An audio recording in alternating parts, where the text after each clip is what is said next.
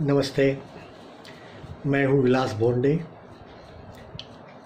विलास Bhonde YouTube channel पे आप सबका स्वागत है। यदि आपको ये वीडियो अच्छे लगते हैं तो कृपया मेरी यूट्यूब चैनल को सब्सक्राइब करिए और इस वीडियो को भी लाइक करिए। आज का वीडियो जो है वो फिर से एक बार राष्ट्रीय स्वयंसेवक संघ की जो अलग अलग उत्सव है उसमें से एक उत्सव के बारे में बात करने के लिए बनाया है, और वो उत्सव है रक्षाबंधन। राखी का त्यौहार, हम लोग उसे अच्छी तरह से जानते हैं। वही रक्षाबंधन वैसे हमारे हिंदू जनजीवन में जो त्यौहार मनाते हैं उन सभी का माने उत्सव के तौर पे सामाजिक समरसता और सांस्कृतिक मूल्यों को बढ़ावा देने के लिए ये सारे त्यौहार मनाए जाते हैं। और रक्षाबंधन जो है वो इसी परंपरा की एक सशक्त कड़ी है। पुराने ज़माने में ऐसा कहते हैं कि ये न बद्धो बलि राजा दानवेंद्रो महाबलः तेन त्वान अनुबंधामि रक्षे माचल। बलि नाम का एक राक्षस दानव राजा था। उसका जो साम्राज्यवाद था उससे विश्व को बचाने के लिए वामन अवतार हुआ। उस बलि को विष्णु जी की पत्नी महालक्ष्मी जी ने अपना भाई मनाया था, और उसी कारण कहते हैं कि बलि राजा जो वो भाई के बहन की प्रेम से जो बन गया था, तो उससे बचाने के लिए भगवान विष्णु ने जो वामन अवतार लिया और विश्व को बचाया। तो वो एक चीज़ लोग हमेशा याद करते रहते हैं। हमारे हिंदू समाज में रक्षाबंधन उत्सव जो है वो विशेष करके भाई बहन के प्यार का प्रतीक ऐसा माना गया है। लेकिन उसको और बृहद अर्थ में यदि हम देखें तो सभी लोगों में एक दूसरे के प्रति प्यार, स्नेह, सद्भाव हो, ये ज़्यादा आवश्यक नहीं है। भाई बहन की रक्षा करे, ये एक भाव उसके अंदर है।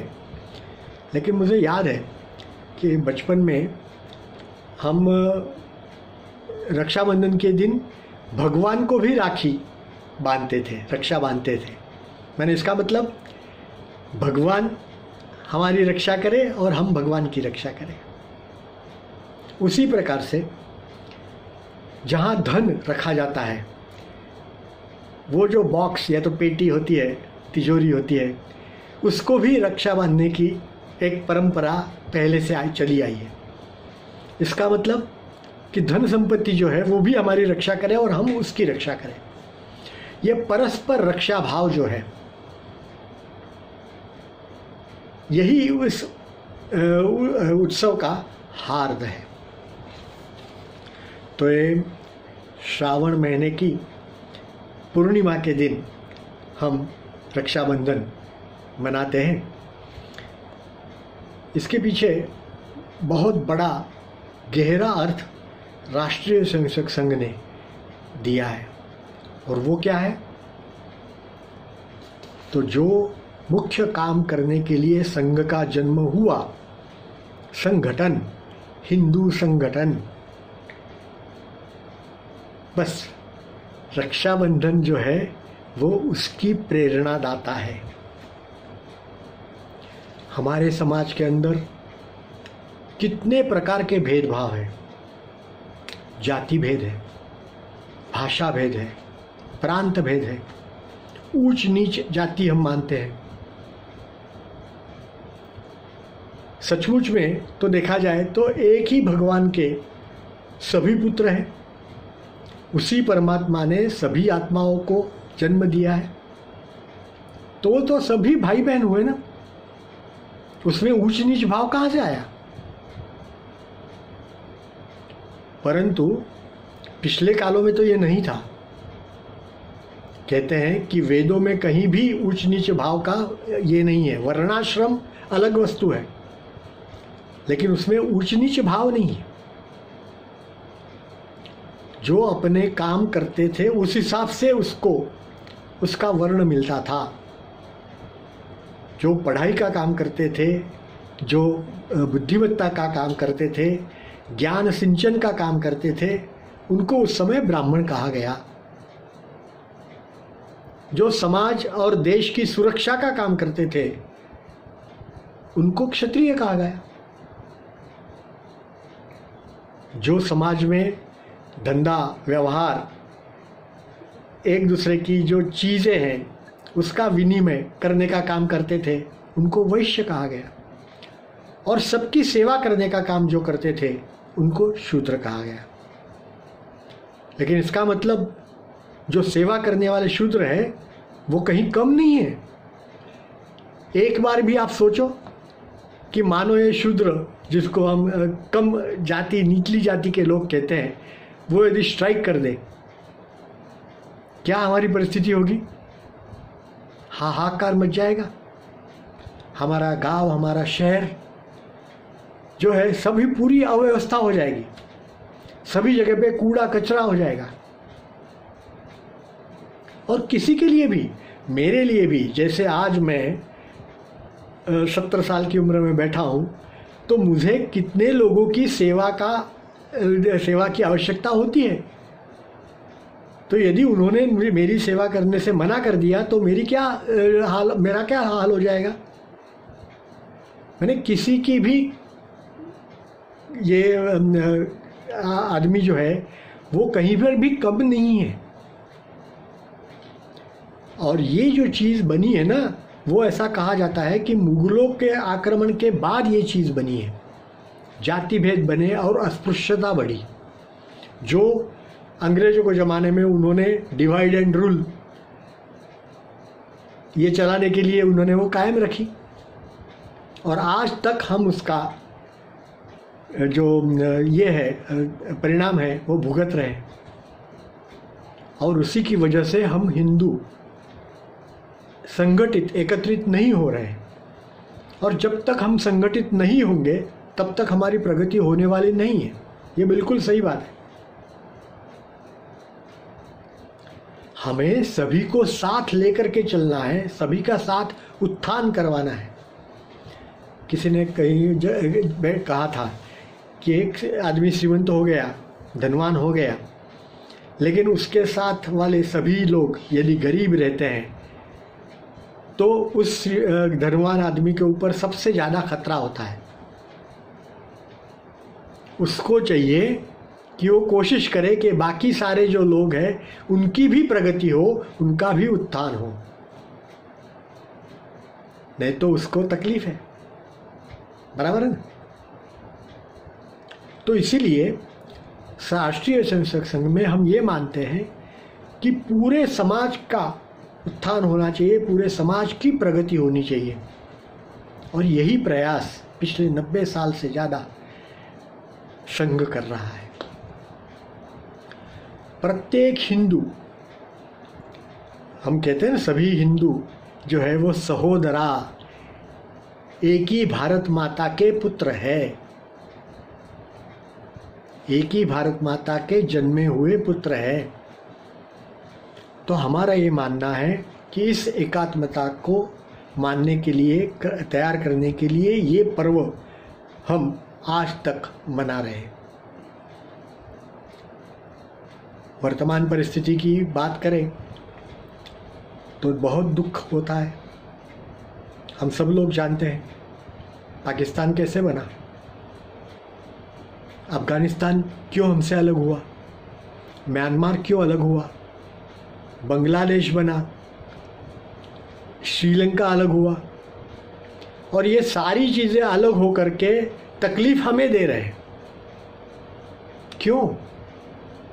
क्योंकि हम एक संघ, एकजुट, संगठित नहीं हैं।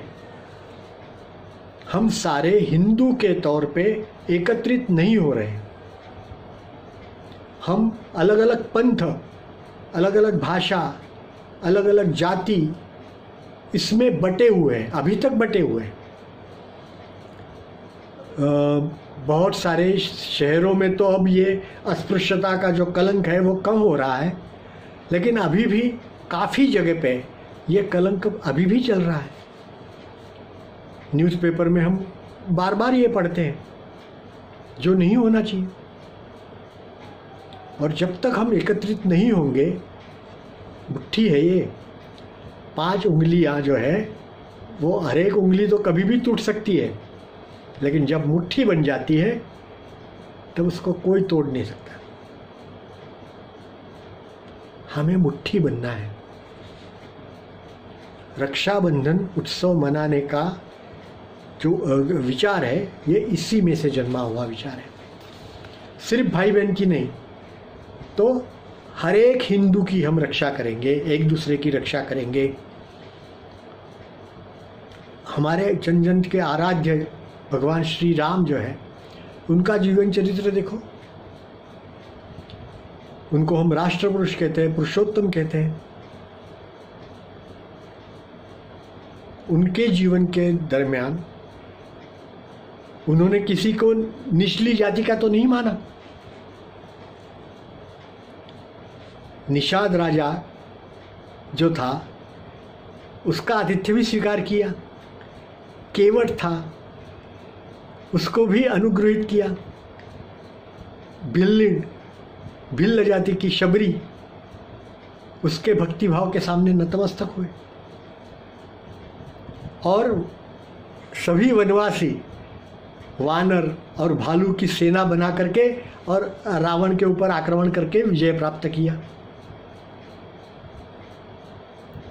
तो सभी लोगों को साथ में उन्होंने लिया। भगवान श्री कृष्ण ने क्या किया? ग्वाले जो थे उन्हीं सभी को साथ में लेकर के काम किया। कंस का जब वध हुआ तो वहीं वो गोकुल में रह करके उन्होंने अखाड़े में जा करके बल साधना की, सभी ग्वालों को साथ में रखा। सभी को जो माखन था वो खाने के लिए क्यों दिया? क्योंकि उनकी बल संवर्धन उनका हो।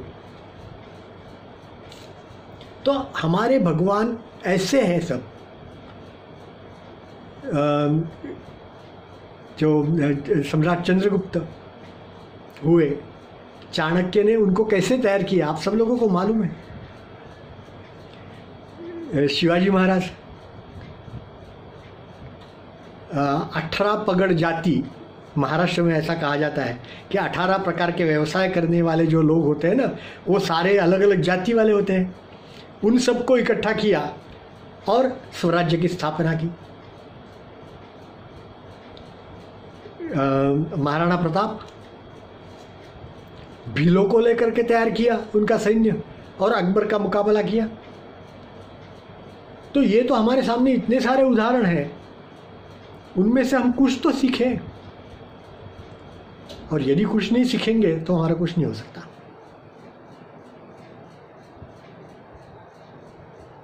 हिंदू बंधु समान, सभी हिंदू हमारे बंधु हैं, यही मान करके हमें काम करना पड़ेगा।